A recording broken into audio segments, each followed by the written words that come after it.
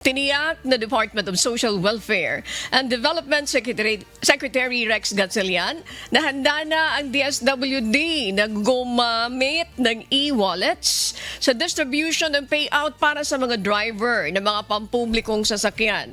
Ayon sa DSWD, nagkaroon sila ng maigpit na pagkikipag-ugnayan sa LTFRB Department of Information and Communications Technology maging sa mga transport network companies upang isa-isang ma-validate ang listahan ng PUB drivers sa Metro Manila.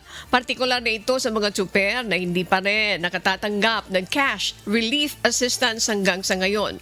Muling binigyan din ng DSWD na layo nitong masiguro na pawang mga totoong benepisyaryo lamang ang makatatanggap ng ayuda. Nauna nang nagsagawa ng data cleansing ang DSWD mula sa iba't ibang transport companies kung saan sumailalim sa masusing verification ang listahan ng mga motorcycle taxi riders, TNVS drivers at delivery riders.